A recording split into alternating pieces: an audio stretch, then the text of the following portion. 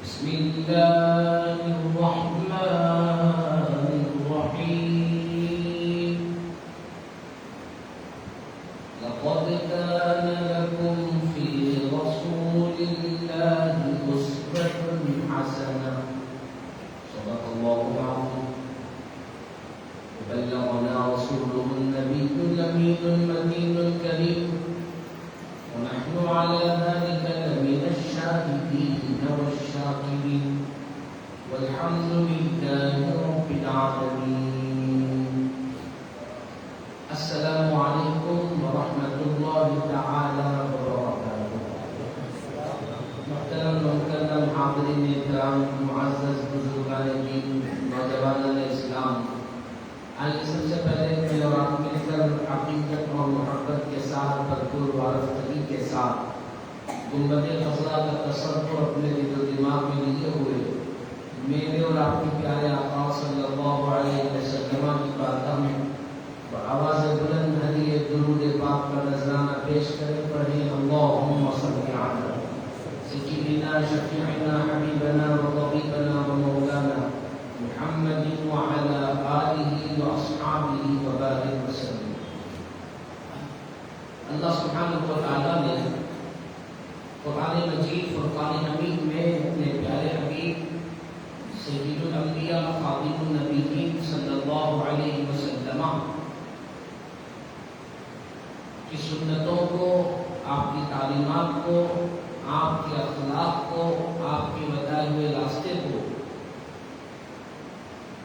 قیامت تک پیدا ہونے والے مومنین و مومنات کے لیے ایک آئیڈیل بنا کر کے پیش فرمایا۔ اللہ سبحانہ و تعالی جو تمام دنیا کا پالنہار ہے، مالک حقیقی ہے،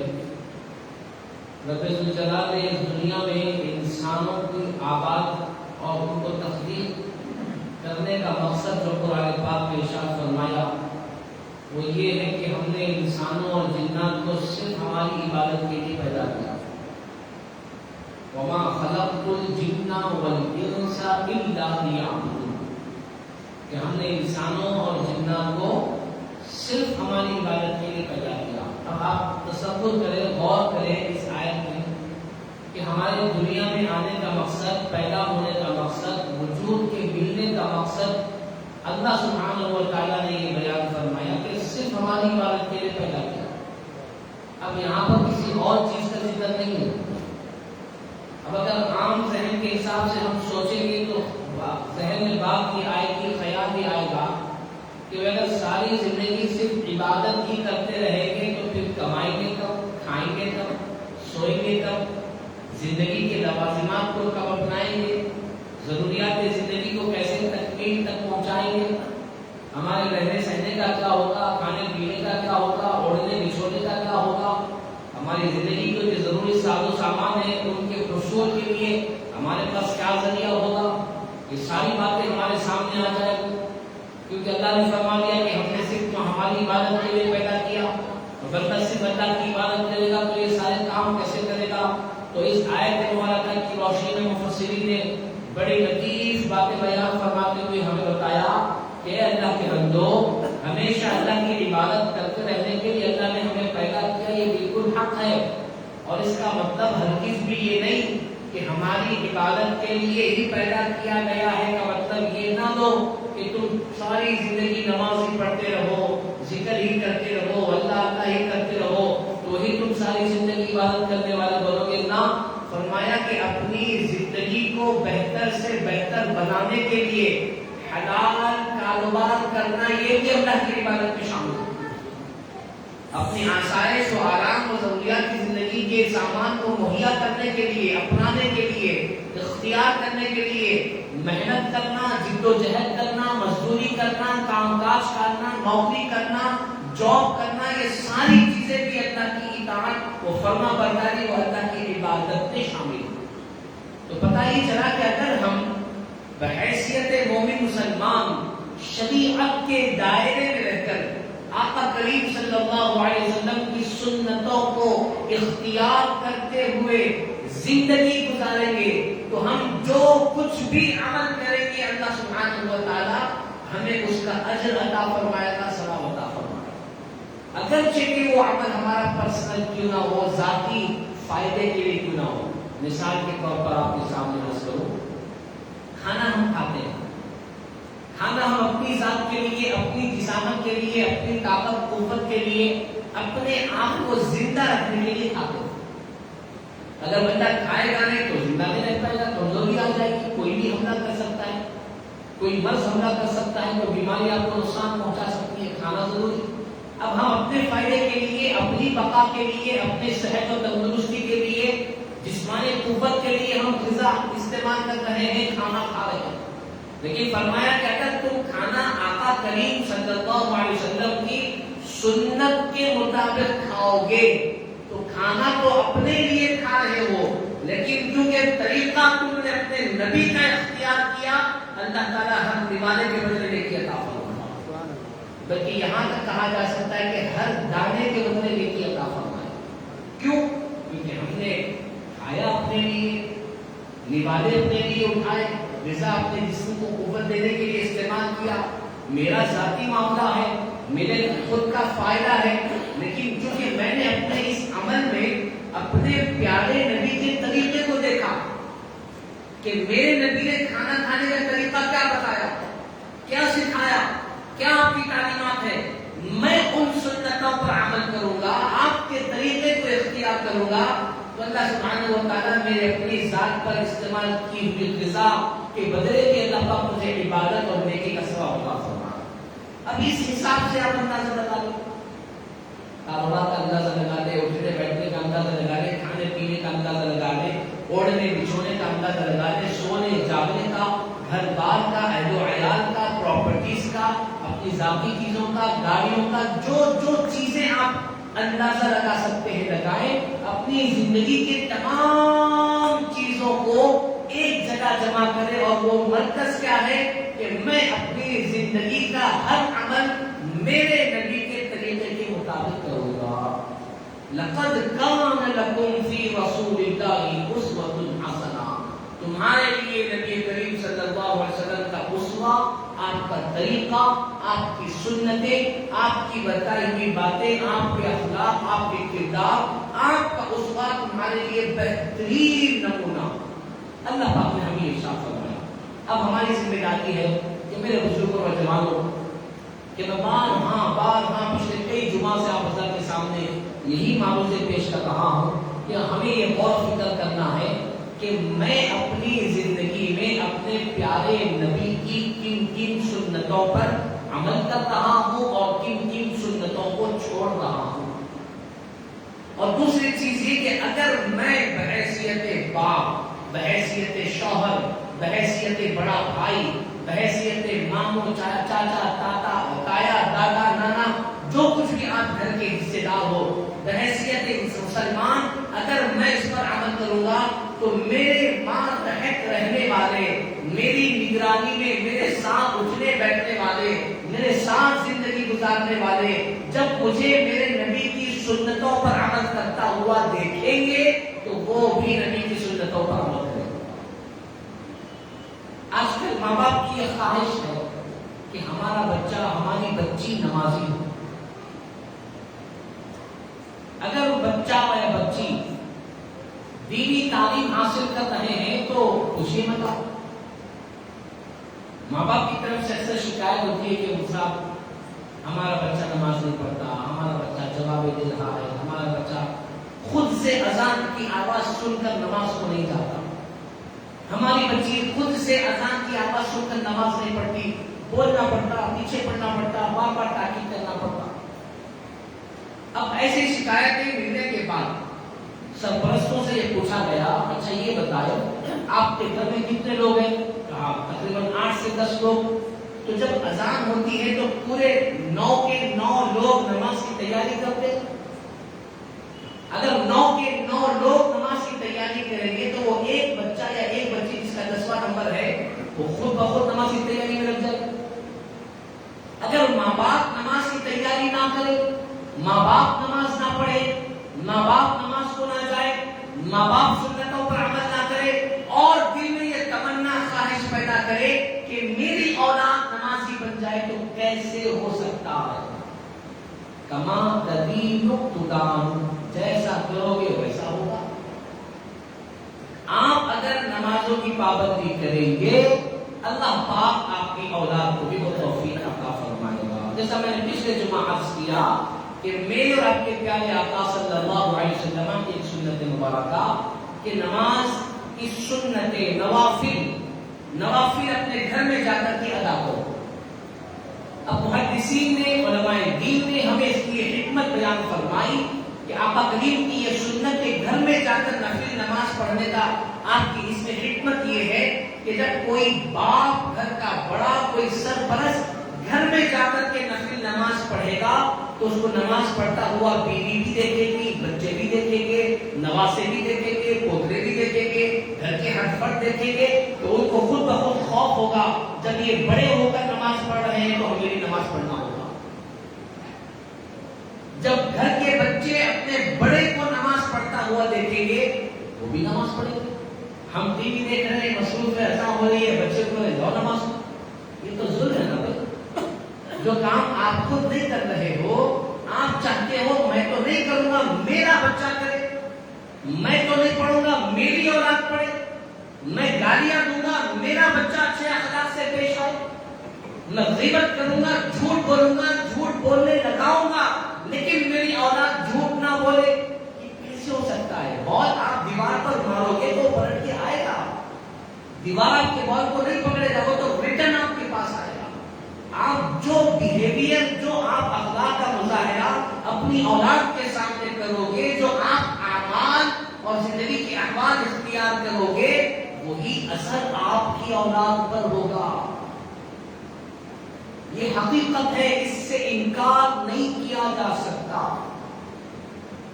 تو آج کے زمانے میں ہمارے لیے بہترین تعلیم اور بہترین سوچ یہی ہے کہ ہم اپنے آپ کا محاسبہ کریں کہ میں اپنے پیارے نبی کی کن کن سنتوں پر عمل کر رہا ہوں۔ اگر آپ عمل کر رہے ہو ماشاءاللہ بہت اچھی بات ہے، آپ کو برکت ملے گی، نیکیاں ملیں گی، اجر و ثواب ملے گا، خوشحالی ملے گی، صحت و تندرستی میں رہیں گے آپ، اور آپ کا دیکھا دیکھی آپ کی اولاد، آپ کی نسل، آپ کے اہل و عیال، آپ کے گھر والے بھی سنت پر عمل کریں گے۔ جیسے مثال کے طور پر ہمارے گھر میں فاتحہ کا اہتمام، شباب کے موقع پر فاتحہ کا اہتمام ہوتا ہے، عیدوں کے موقع پر فاتحہ کا اہتمام ہوتا ہے، اور دیگر مواقع پر بھی، ہر جاننے کی رات میں دیگر موقعوں پر بھی فاتحہ کا اہتمام ہوتا ہے۔ ہم نے ہمارے بڑوں سے پوچھا کہ یہ فاتحہ کا اہتمام کیا؟ ہمارے بڑوں سے ہمارے بڑوں نے اپنے مرحومین کے لیے ایثار ثواب کا اہتمام کیا۔ اپنے خاندان کے جو اکابرین ہیں، دادا پر دادا، دادی پر دادی وغیرہ وغیرہ وغیرہ، جتنے انتقال کرنے پر مرحومین ہیں، ان کے ایثار ثواب کے لیے ہمارے گھروں میں ماحول ہے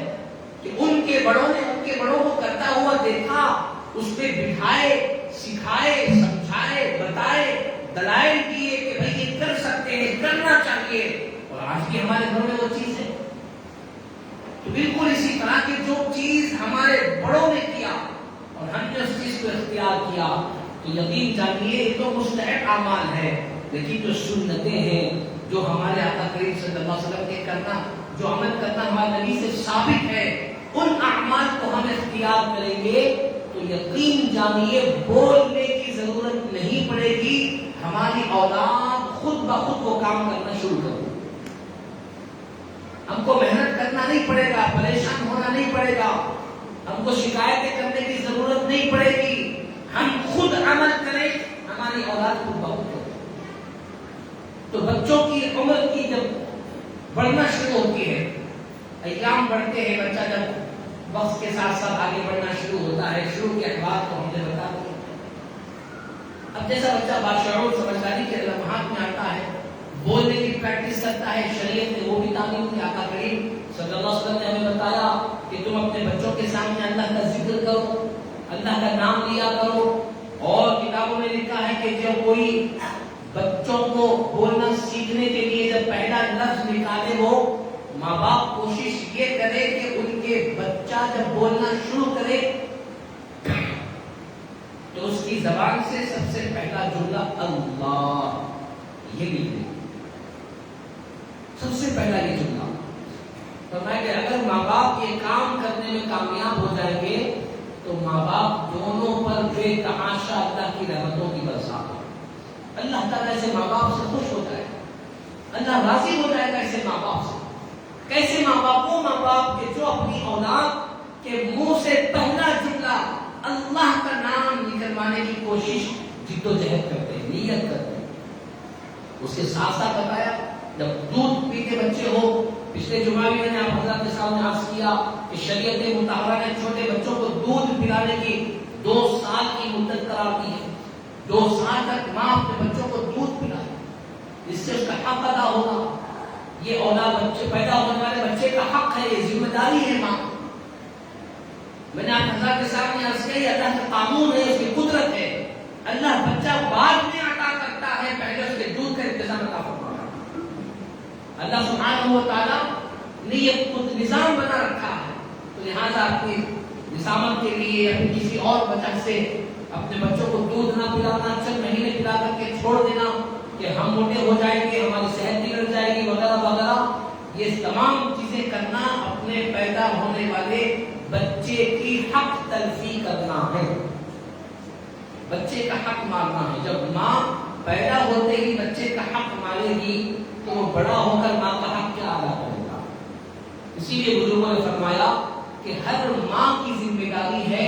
کہ 2 سال تک وہ اپنی اولاد کو دودھ پلائے۔ اگر کسی وجہ سے دودھ نہ آئی، تو ایسی پرابلم ہو تو کھانے کے لیے چیزیں ہیں، حکماء سے، طب کے ماہرین سے مشورہ کرے اور ایسے غذا دے جس سے اللہ پاک آپ کے دودھ میں برکت عطا فرمائے گا انشاءاللہ۔ لیکن شریعت نے ہمیں یہ سکھایا کہ 2 سال تک دودھ پلانا۔ اب آپ یہ سوچیں کہ اب دودھ جو پلایا جاتا ہے وہ 2 سال کی مدت قرار دی گئی، لیکن اس میں تعلیم یہ دی گئی ہے کہ دودھ پلانے والی ماں جب کبھی بھی اپنے بچے کو دودھ پلائے تو جتنی دیر تک بچہ دودھ پیتا رہے اتنی دیر تک ماں اللہ کا ذکر کرتا ہے، ماں اللہ کا ذکر کرتی رہے، اللہ کو یاد کرتی رہے، اللہ اللہ کرتی رہے۔ جب دودھ پینے کے درمیان میں ماں بچے کے دودھ پینے کے دوران اللہ کا ذکر کرے گی تو اللہ سبحانہ و تعالیٰ ایسے بچے کو نیک، صالح اور ولی بنائے گا انشاءاللہ۔ ایک مرتبہ حضرت خواجہ معین الدین چشتی اجمیری سنجری رحمت اللہ علیہ، سلطان الاولیاء، سلطان الہند جن کو کہا جاتا، ایک مرتبہ بڑے خوش ہوئے، اپنی والدہ سے آ کر ملاقات کیے، چہرے پر رونق کی، خوشی کے آثار تھے۔ ماں نے پوچھا کہ بیٹے کیا بات ہے کہ اتنے خوش نظر آ رہے ہو؟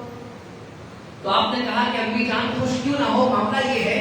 کہ میں سفر پر جا رہا تھا، راستے میں مجھے کچھ غیر مسلمین ملے تو میں نے ان کے سامنے اللہ کو ماننے کے لیے دعوت دی، ان کو دین کی طرف بلایا، ان کو کلمہ سکھانے کے لیے کہا اور اللہ کی پہچان کروانے کے لیے ان کے سامنے میں نے تقریر کی، نصیحت کی۔ تو امی جان میں نے ایک دن میں تقریباً 1.5 لاکھ لوگوں کو مسلمان بنایا۔ یا بعض مؤرخین نے لکھا کہ کئی ہزار، 1500 بھی لکھا، کئی ہزار لاکھ، اتنے سارے لوگوں کو میں نے ایک دن میں اسلام قبول کروایا،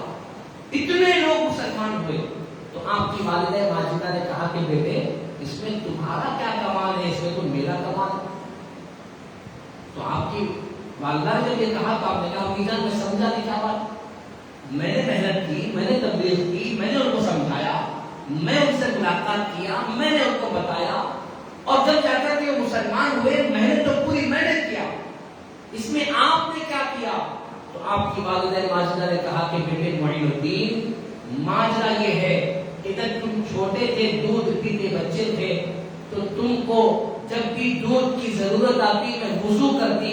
اللہ سے دعا کرتی، جب تک دودھ ختم نہ چھوڑ دیتے تم اپنی طرف سے اللہ کا ذکر کرتی رہتی اور اللہ سے دعائیں کرتی رہتی کہ میرے مولا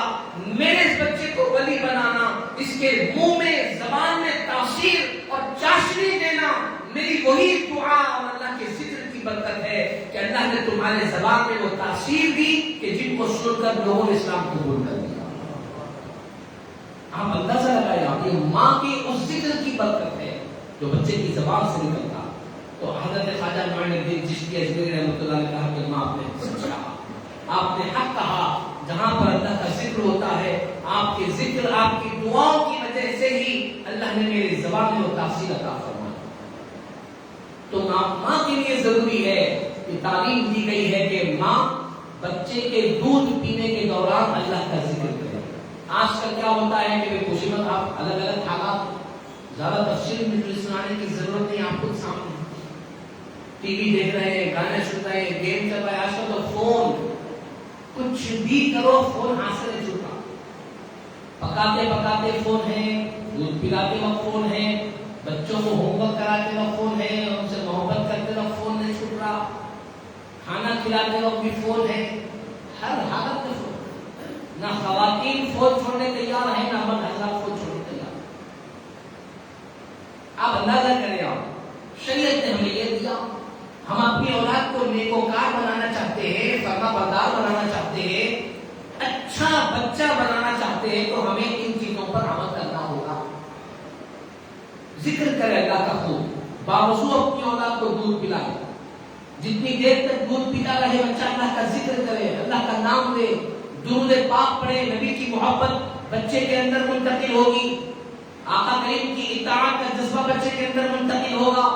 یہ کوئی معمولی بات نہیں ہے. بزرگوں نے فرمایا تم یہ نہ سمجھو کہ بچہ ہوش سنبھالنے کے بعد اس کی تربیت کرو گے, اس کو سکھاؤ گے, سمجھاؤ گے, نہ. فرمایا کہ بچہ پیدا ہونے سے پہلے ہی بچے کی تربیت کا اثر شروع ہو جاتا. آپ نے جملہ بار ہاں سنا ہوگا کہ ماں کی گود سے قبر کی گود تک تربیت کا لمحہ ہوتا. انسان جب چاہے سیکھے, لیکن ماں کی گود سے ہی تربیت کا آغاز شروع ہو جاتا ہے, سنا ہوگا. لیکن بعض بزرگوں نے کہا کہ ماں کی گود سے نہیں بلکہ ماں کی کوکھ سے. بچہ جب پیٹ میں ہو اسی وقت سے اس کی تربیت کا آغاز ہوتا تھا. گود میں آنے کے بعد نہیں, دنیا میں آنے کے بعد یا پیدا ہونے کے بعد تو دور ہے. جب ماں کے پیٹ میں بچہ ہے اسی وقت اس کی تربیت کا آغاز. مشہور ہے حضرت بختیار کاکی رحمۃ اللہ علیہ نے بہت سارے علماء نے نام لکھا. حضرت بختیار کاکی رحمۃ اللہ علیہ کہ جب آپ کو بسم اللہ کھانے کے لیے بٹھایا گیا, والد محترم نے اس وقت کے بڑے بزرگ کو بلایا, بسم اللہ کھانے کے لیے بٹھایا. استاد محترم نے بٹھا کر کے کہا پڑھو. بسم اللہ کھانے کا اہتمام ہوتا نا, پہلے بہت ہوا کرتا تھا, آج کل نہیں ہو رہا. آج ہمارے پاس برتھ ڈے کا بہت اچھا اہتمام ہے, بسم اللہ کھانے وغیرہ کا کوئی بھی اہتمام نہیں. بسم اللہ کھانے یعنی بچے کے لیے جب وہ سمجھداری میں آ جائے, بولنا سیکھ جائے, تو کسی نیک شخص سے قرآن کی تلاوت کروانا,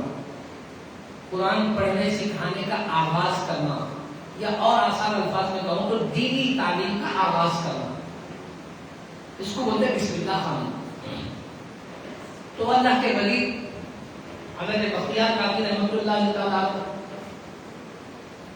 آپ کے استاد نے آپ سے کہا کہ بٹھائے, کہو بیٹا پڑھو بسم اللہ الرحمن الرحیم. تعاوذ تسمیہ پڑھایا تو آپ نے تعاوذ تسمیہ پڑھا. اس کے بعد الحمدللہ رب العالمین سورہ فاتحہ پڑھا, پہلی آیت. استاد نے پڑھائی پہلی آیت الحمدللہ رب العالمین, آپ نے وہاں سے قرآن پڑھنا شروع کیا. آگے بڑھ رہے سورہ فاتحہ ختم, پھر سورہ بقرہ پارے 1 کا آغاز کیا, پڑھ رہے پارے 1 ختم, 2 ختم, 3 ختم, سورہ بقرہ ختم, سورہ آل عمران شروع, 4 ختم. اسی طریقے سے بغیر دیکھے زبانی قرآن پاک کی تلاوت چل رہی. بسم اللہ پڑھانے کے لیے استاد کو لایا گیا, قرآن کی تلاوت جاری ہے بغیر دیکھے کہ بسم اللہ کھانے کے وقت, اور تقریباً 14 پارے آپ نے زبانی اپنے استاد کو سنا. 14 پارے جب پارے مکمل ہوئے تو استاد محترم نے کہا کہ بیٹے یہ آپ نے کہاں سے سیکھا؟ عام طور پر اس زمانے میں بچوں کی بسم اللہ خوانی کی عمر 4 سال 4 مہینے 4 دن وغیرہ کچھ ہوا کرتے ہیں. یہ ترتیب 4 سال 4 مہینے 4 دن، اس ترتیب کے ساتھ 4 سال کی آپ کی عمر ہے، اور 4 سال کی عمر میں آپ نے اپنے استاد کے سامنے 14 پارے زبانی سنا۔ استاد نے پوچھا کہ بیٹے تم نے کہاں سے سیکھا؟ تو جو آپ نے جواب دیا وہ سننے کے قابل ہے۔ یہ جملہ جو میں نے آپ کے سامنے عرض کیا کہ بعض بزرگ کہتے ہیں کہ اولاد کی تربیت گود سے نہیں بلکہ ماں کے پیٹ سے ہی، کوکھ سے ہی شروع ہو جاتی ہے۔ تو آپ نے جواب دیا کہ استاد محترم ماجرا یہ ہے کہ میری والدہ ماجدہ آدھی قرآن کی حافظہ ہے، وہ میں جب ماں کے پیٹ میں تھا تو میری ماں روزانہ ان پاروں کی تلاوت کیا کرتی تھی، اور میں اپنی ماں کے پیٹ میں ان تلاوت کو سنتا تھا۔ 9 مہینے تک میں نے اپنی ماں کی پیٹ میں ان قرآن کے پاروں کو سنتا رہا، اور سن سن کے میں نے 9 مہینے میں اپنی ماں کے پیٹ میں ان 14 پاروں کو زبانی یاد کر دیا۔ آپ اندازہ لگائیں ان باتوں سے۔ اب ہم اپنا محاسبہ کریں کہ ہم اپنی اولاد کی تربیت کے لیے کیا کر رہے ہیں۔ تو جواب یہی ہے کہ کچھ نہیں، ہمیں کرنا ہوگا، ہمیں سمجھنا ہوگا، ہمیں پلان بنانا ہوگا، ہمیں جد و جہد کرنی ہوگی۔ جیسا کہ ہم کسی چیز کے لیے باضابطہ کوشش کرتے ہیں، پلاننگ کرتے ہیں، محنت و مشقت کرتے ہیں، پراپرٹی لے کر گھر بنانے کے لیے محنت و مشقت ہوتی ہے، پلاننگ ہوتی ہے، فیوچر کی پلاننگ ہوتی ہے کہ کیسے بنایا جائے، کیسا رہا جائے، کہاں پر کیا کیا چیزیں بنائی جائے، پوری طور پر کوشش اور جد و جہد ہوتی ہے۔ جب اللہ پاک اولاد سے مالا مال کرے تو ماں باپ کو پلان کرنا ہوگا، ہم ان کے سامنے کیسی گفتگو کریں گے، ہم بچے کو کہاں پڑھائیں گے، کیا کیا پڑھائیں گے، کیسے کیسے پڑھائیں گے، شیڈول کیا ہوگا، بچہ سوئے گا کب، اٹھے گا کب۔ کئی ایسے چھوٹے بچے ہیں جو کئی گھنٹوں تک اپنے ماں باپ کا فون استعمال کرتے ہیں، ماں باپ کے پاس کوئی نگرانی، کوئی شیڈول، کوئی ترتیب نہیں ہے کہ ہم اپنے بچوں کو کیا دیں گے کیا نہیں دیں گے۔ تو میرے بزرگوں نوجوانوں، خدا کے لیے اللہ پاک نے ہمیں نعمت عطا فرمائی ہے، اس کا صحیح استعمال کریں،